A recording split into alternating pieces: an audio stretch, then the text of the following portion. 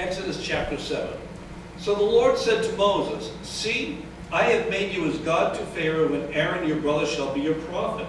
You shall speak all that I command you, and Aaron your brother shall tell Pharaoh to send the children of Israel out of his land. And I will harden Pharaoh's heart, and multiply my signs and my wonders in the land of Egypt. But Pharaoh will not heed you, so that I may lay my hand on Egypt and bring my armies and my people, the children of Israel, out of the land of Egypt by great judgments. And the Egyptians shall know that I am the Lord, when I stretch out my hand on Egypt and bring out the children of Israel from among them." Then Moses and Aaron did so, just as the Lord commanded them. So they did. And Moses was 80 years old, and Aaron 83 years old, when they spoke to Pharaoh. Then the Lord spoke to Moses and Aaron, saying, "When Pharaoh speaks to you, saying, 'Show a miracle for yourselves,' then you shall say to Aaron, 'Take your rod and cast it before Pharaoh, and let it become a serpent.'" So Moses and Aaron went into Pharaoh, and they did so, just as the Lord commanded. And Aaron cast down his rod before Pharaoh and before his servants, and it became a serpent. But Pharaoh also called the wise men and the sorcerers. So the magicians of Egypt, they also did in like manner with their enchantments. For every man threw down his rod, and they became serpents. But Aaron's rod swallowed up their rods. And Pharaoh's heart grew hard, and he did not heed them, as the Lord had said. So the Lord said to Moses, "Pharaoh's heart is hard. He refuses to let the people go. Go to Pharaoh in the morning when he goes out to the water, and you shall stand by the river's bank to meet him. And the rod which was turned to a serpent you shall take in your hand. And you shall say to him, 'The Lord God of the Hebrews has sent me to you, saying, Let my people go, that they may serve me in the wilderness. But indeed, until now, you would not hear.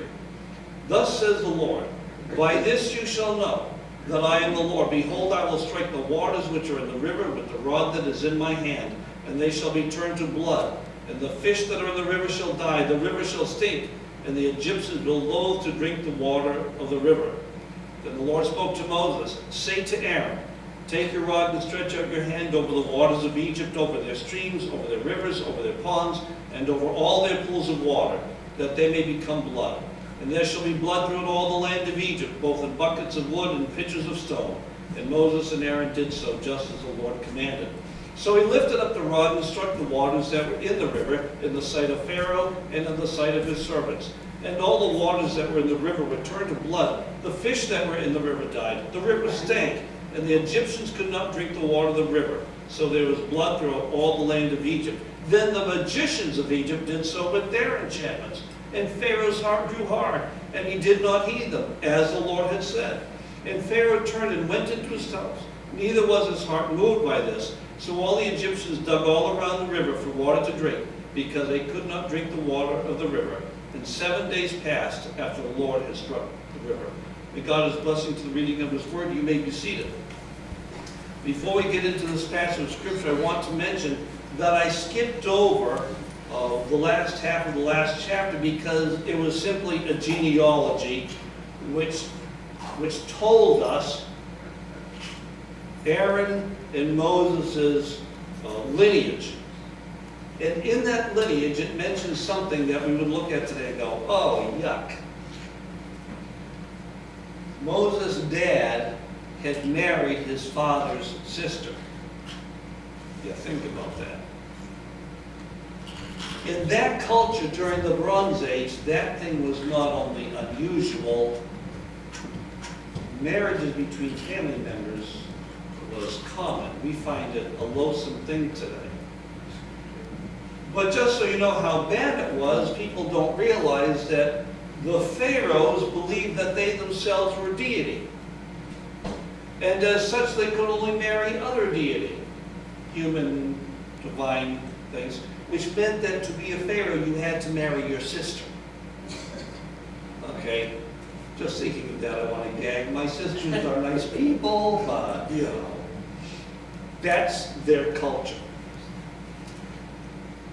And we come to this and we have to think not just of the miracles, but why God chose these things.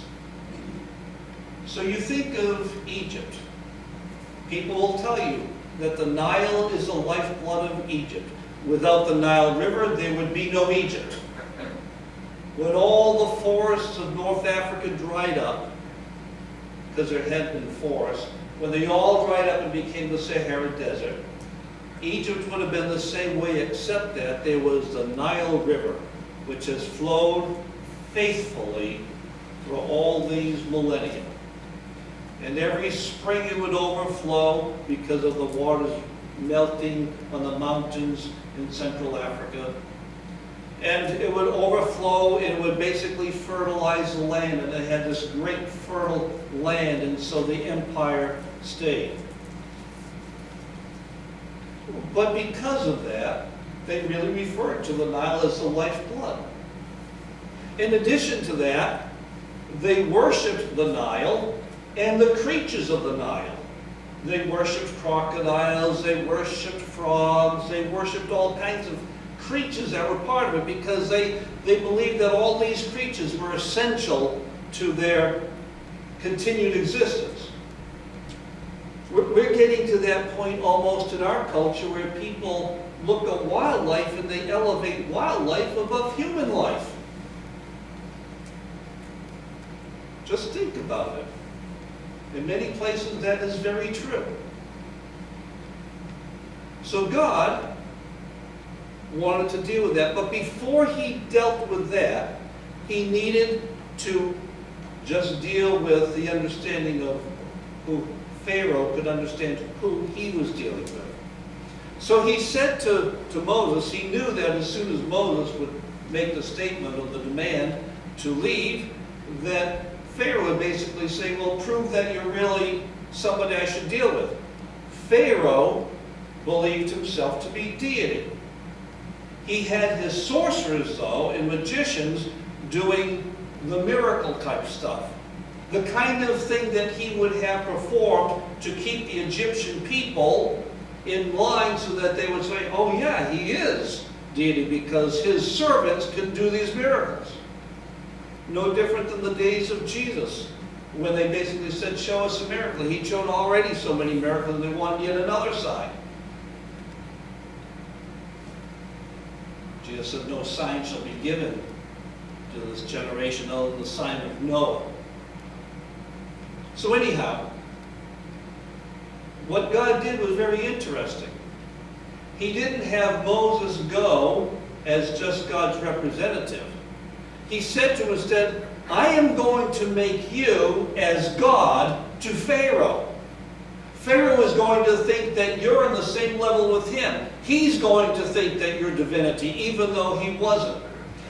Aaron will be your spokesperson, rather than saying that Moses is God's spokesperson. We know that's who he was.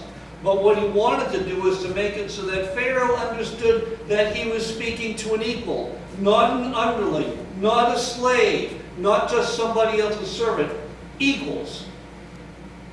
And so therefore, Moses will now be commanding Aaron. Of course, God's commanding Moses. He says, you tell Aaron to do this, and then Aaron will do that.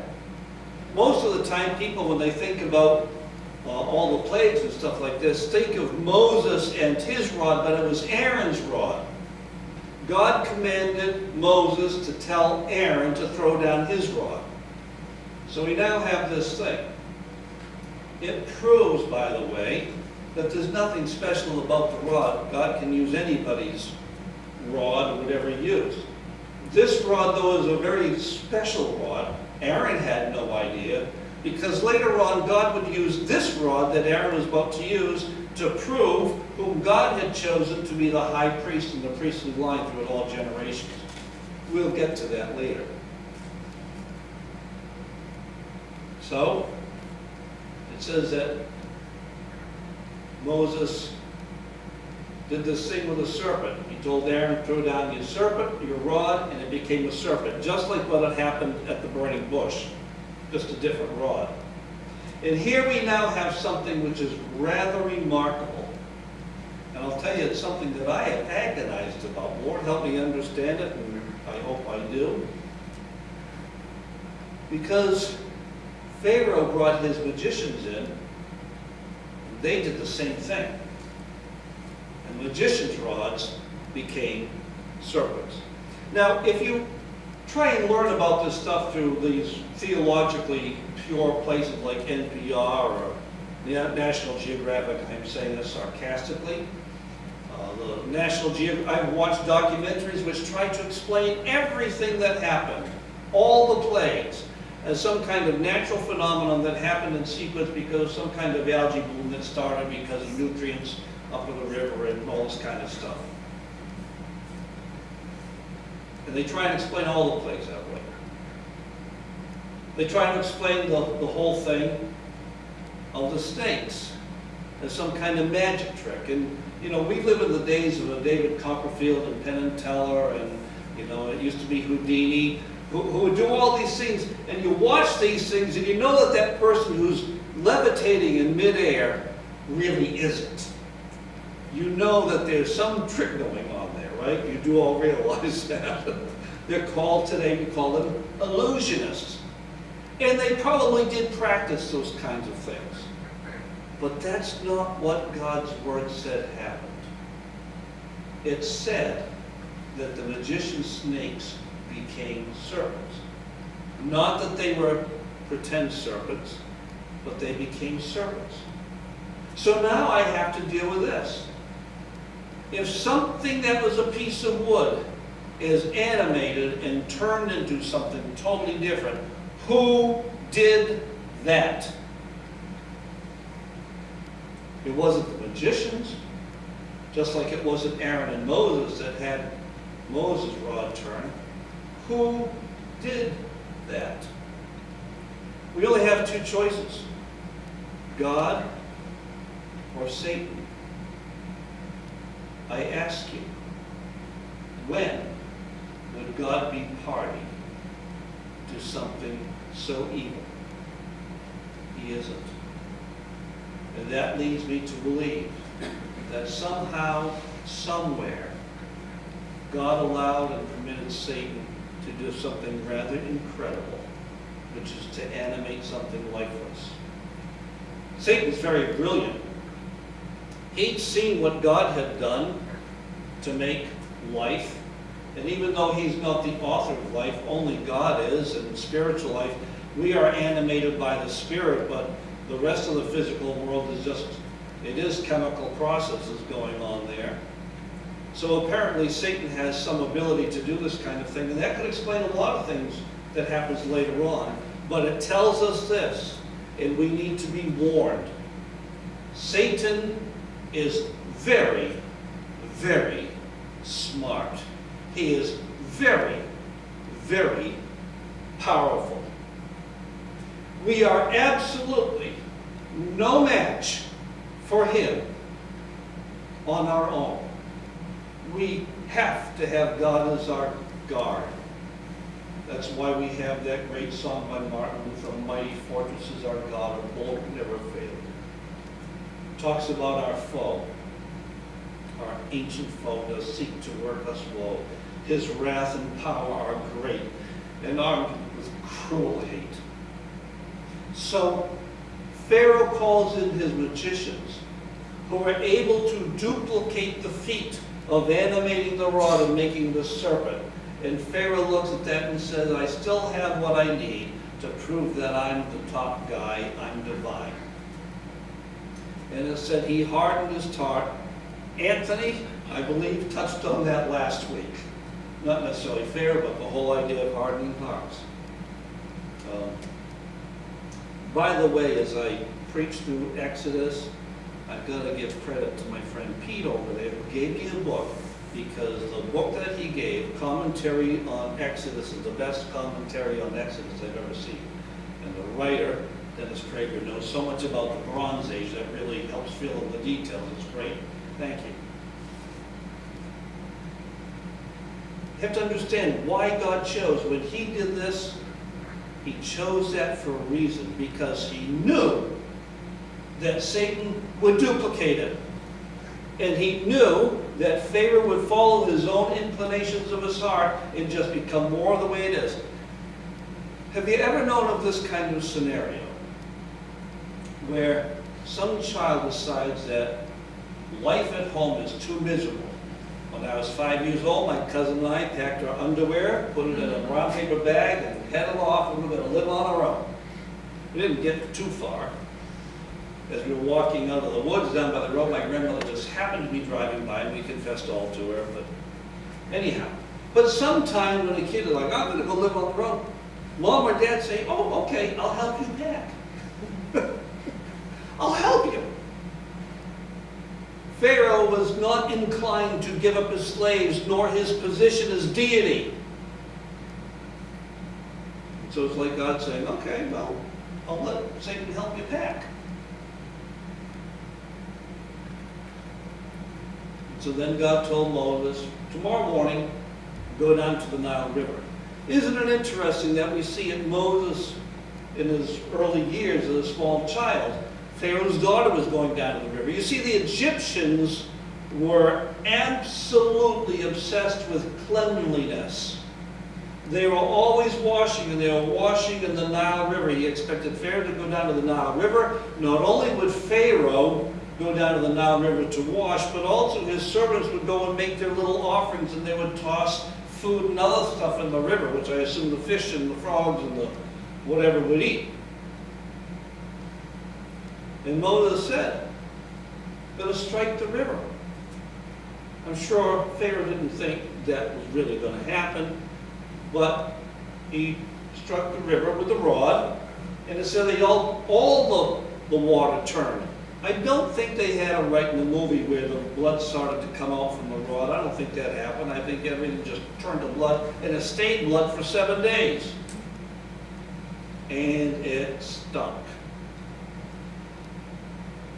The Egyptians looked like they could have been without any drinking water, but God was kind enough to them, where even though all the water that was already there, exposed to the air, turned to blood, they could dig wells and still get fresh water to drink. But I'll tell you what, if all of a sudden you have to start digging a well, I don't know how many other people have done this, but I'm sure some of you have.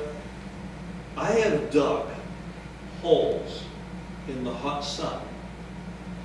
In Egypt, there's not much rain, not much clouds, and the sun is hot. Those people suddenly had to start digging wells. That was quite a project for them. They couldn't, and after they were digging those wells, they couldn't go down to the Nile River and jump in. It was blood.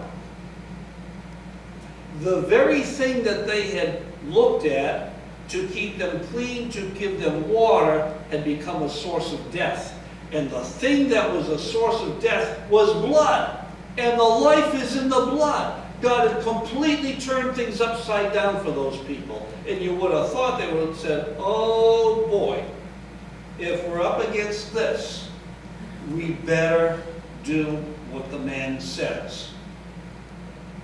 You see, the people of Egypt didn't have much choice. It was all in Pharaoh's court. By the way, we do know they played tennis in ancient Egypt, because it says that Moses served in Pharaoh, not Moses, Joseph served in Pharaoh's court. You need to know some dumb jokes like that. Baseball was the first sport mentioned in the big inning. God created the heavens and the earth. But that's for Anthony's benefit. But anyhow, we now have the situation where Pharaoh has us going. They've had to dig wells. That's quite the effort to suddenly find water, because you can't go 7 days without water. They had to start digging the wells, and they dig the wells in the hot Egyptian sun, and then they can't even cool off. A bunch of years ago, a group of us were building a building in Ticonderoga, and that August we had continuous days in the 90s. How I long for those days. And we'd be working, the guys would be working on the church, we'd been putting up insulation. At about 9:30 at night, we'd say, we've had enough, and we'd get in our vehicle, we'd go, and we would literally just go up to the docks and jump into Lake George. It was so wonderful. They couldn't even jump in the river. They couldn't bathe in it, they couldn't fish from it. Their food supply was dwindling, everything was a mess. Pharaoh's reaction, though, is quite different. Pharaoh said, call my sorcerers, call my magicians. And they handed these men some fresh water. or they brought them to a well. It doesn't say how they did it, that's just speculation, but somehow they found actual water. And the magicians turned the water into blood. And as that commentary says, they made a bad situation worse. You know, it's like, look, I have some fresh water, we can pull that same trick with this. I would have said, give me a drink of that water. And it says that Pharaoh's heart got hard. He just thought, anything Moses can do, I can do. Not like that song, anything you can do, I can do better. That's not the, but anything you can do, I can do. In other words, it looks like it's a contest between two equals. Moses against Pharaoh. Moses against Pharaoh. And one of the things that we ought to understand is our world is deeply entrenched in the deceits of Satan. There are people who think that somehow we as human beings have arrived to the point where we can do anything we set our hands to do. And you know where that idea comes from, and it's valid. That comes out of the voice of none other than God Himself. Anything they set their hands to do, they can accomplish. And because of that ability that God has given humankind to explore the world and to understand it and to manipulate it and to do things, people have become lifted up with pride and they think, we're it. We don't need God, and even if God does say something, we're going to decide that we don't have to obey it. And we now live in a world where sin is applauded. People encouraged to do the very things that God says, you don't do that, you shouldn't do that. And so, the serpent was a sign. God was letting Pharaoh know that he was just not dealing with just some guy who wanted to lead a bunch of people out of Egypt. He was dealing with God. The first plague, like the rest of the plagues, struck at their belief system. It struck at their idolatry. It struck at what they worshiped. And I believe that throughout human history, God has looked at different civilizations and what they were lifted up and what they were so proud of, and turned the thing that they were proud of back on them, so it became a source of all the difficulty. I'll just point out something in recent years. I say recent, it was before I was born. But you know, the German people,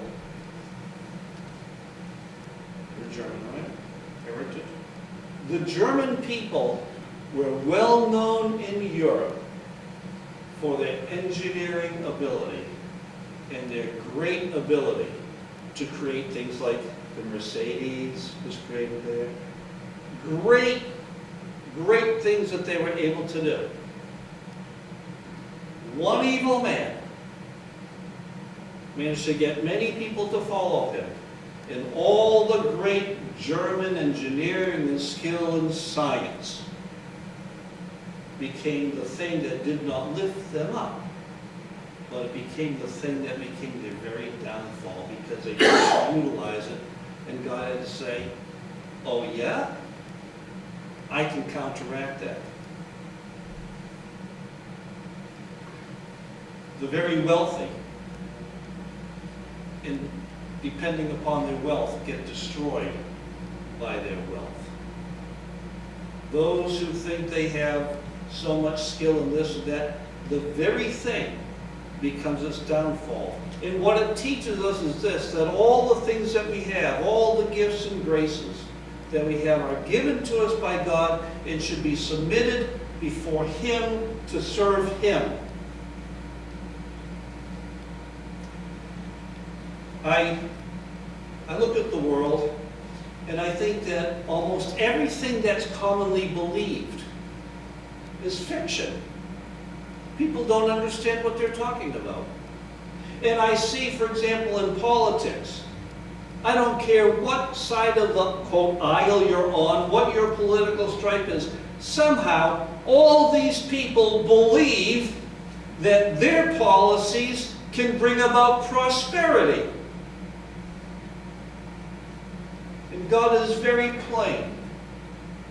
It is not human policies that bring about prosperity.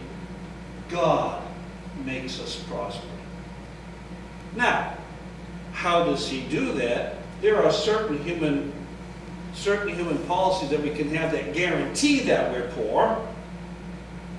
But if we don't indulge in those kinds of things, it's still up to God to make it so we prosper. Both as individuals, as a community, and as a nation. God warned people, don't get your heart lifted up thinking I've accomplished all this. It's God who makes it possible.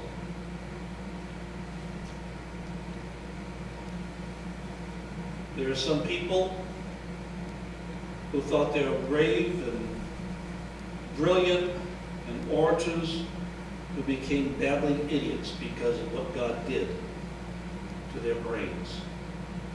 Ancient story of Nebuchadnezzar, but it's been repeated over and over again. Just for an example, when I was I think I was about Anthony's age, maybe I was 20. I worked in a state mental hospital. And there was a guy in there who was incredibly strong, even though he was close to 90, I believe. But he was always on the phone. Not a real phone, but he was holding an air phone up to his mouth and his ear, and he was always jibber-jabbering away on it. That's my wife's word, jibber-jabber. I said, what happened to you? Well, he was some big financial officer in Boston, a captain of industry. And one day, he was on the phone in his office, and his brain went. He'd been on a phone call, and he never got off that phone call. God knows how to humble people. God can do these things. Satan can oftentimes mimic the things that God does. And in fact, we're told that he makes his servants out to be ministers of righteousness when we know they are not. The things that are about to take place back in the time of Moses, God says has a purpose. And I find it very interesting. He said, then the Egyptians shall know that I am the Lord. What? Why the Egyptians? Why not the Israelites will know that I am the Lord? Well, he's assuming they'll come to that conclusion eventually. They really had a hard time getting it through their skulls. But one thing, the Egyptians would find out who's in control. It is not Pharaoh, it is not the magicians, it's not the Nile, it's not any of the forces of nature, it's God. And the Egyptians needed to learn that. Not only would the Egyptians learn that, but everybody else around that area, the whole Middle East, was dependent upon commerce and trade with Egypt. They had to work with Egypt in order for them to have the things they needed. Interesting thing, bread was first created, risen bread was first created in Egypt. Didn't know that. Thank you for the commentary. Great things. They relied upon Egypt. Egypt was a source of cotton and linen. Egypt was a source of wheat and the food that people had. Egypt was a source of so many things. There was great architecture. The brilliance of those people, to this day we don't know how they built the pyramids. And I don't think it was aliens from another planet, just so you'll know. Egypt was the place. What happened in Egypt got heard all around the area. And all the inhabitants in the area, it says their hearts melted because of it. And if the people of Israel had obeyed God, not disobeyed him, and rejected his direction, they could have just walked in and the people would have given way in front of them because they were terrified of them. Not of them, but of God. And it shows us what will happen when we simply do as God commanded. That's what we see in this passage over and over again. It says, God commanded Moses, tell Aaron this. And then it says, and Moses and Aaron did as God commanded. And this happened just as God said it would. If we as Christians would get into our thick skulls, well, not everybody has a thick skull, but I know mine has, okay? If we would just get into our heads and hearts that if we do what God commands, then He will bring things to pass just the way He says. God did these things that the Egyptians might know. David later on says, the Lord bless us and cause His face to shine upon us. That's the benediction that God gave to Aaron to say to the people. David repeats it. He says that the world may know that you are God. The picture is this. God had to do all these things to the people there because of the hardness of their heart, but He did it so that the world might know that He is God. It was the duty of the Jewish people to make sure that the world knew that He was God. It is a duty of the Christian to know that God, He is the Lord, and that Jesus Christ, His only begotten Son, He's the one who gave His lifeblood for us. Not something that kills and stinks, but something that gives life. And that's what we celebrate. Not the Egyptians. They celebrated death. We celebrate life. Let's pray.